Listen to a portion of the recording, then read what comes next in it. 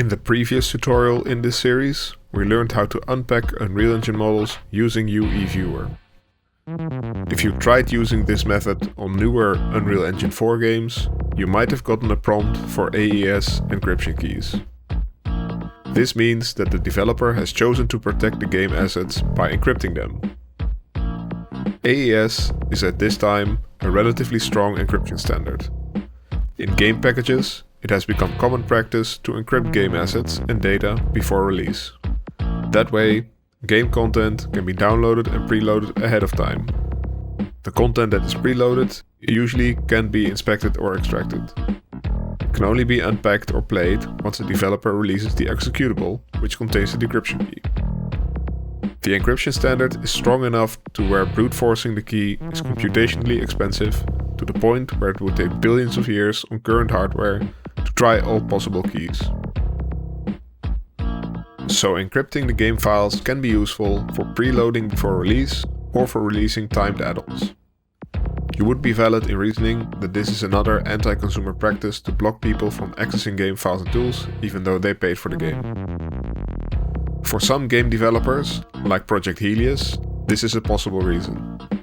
They are a relatively small studio who spend most of their efforts on refining models, textures and animation. Their gameplay is extremely repetitive and unoriginal. This implies that the assets that are the most valuable and expensive for them to produce are also the ones that we can most easily extract and adapt for our own purposes. Hence, they would want to throw up barriers to prevent people from gaining access to that content. Unfortunately for them, in order for the games to be playable, the game executable needs to be able to decrypt the content files in order to load the mesh and texture data into memory. This is why the encryption is only a temporary barrier until the keys have been farmed from the executable. The encryption can then also be strengthened by using more invasive and unethical DRM methods. I will not demonstrate how to extract the encryption keys from Unreal Engine games, since the process is quite complicated and technical. You could go looking for AES keys on the Steam Underground forums or Gildor's message board. I've also provided a link to a blog post by Jamie Holding, which describes his experience in reverse engineering the encryption keys. Note that it's not helpful to pester people to share the encryption keys for your particular game. Be respectful and don't make unreasonable demands. Once we have legally obtained the keys, we can try them on a game with encrypted files. As mentioned before, I'm a big fan of science fiction. I'm a big fan of Star Trek. And as a Star Trek fan, there's only one show worth watching at the moment.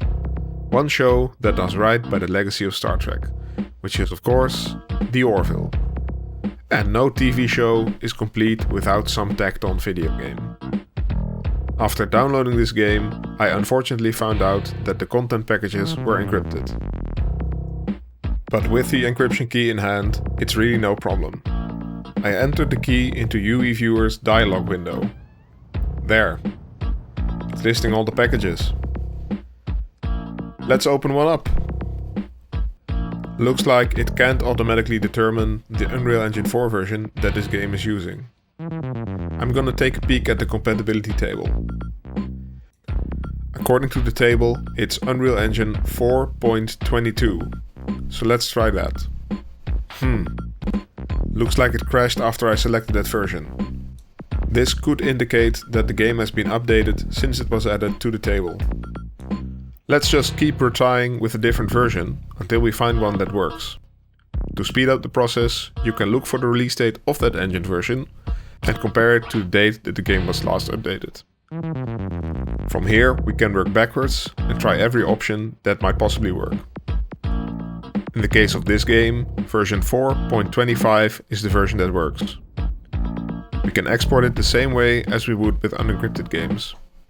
The resulting file structure is a bit different, but it's quite obvious. We can use the same export settings as before. And there's our model in Blender.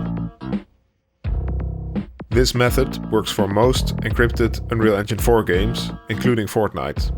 However, Fortnite is one of those games that gets updated continuously. The encryption keys are constantly changing. And finding the content you're looking for may prove more difficult than you'd like. That's why, in the next video, we'll look at a different program that will make browsing and extracting Fortnite models a lot easier.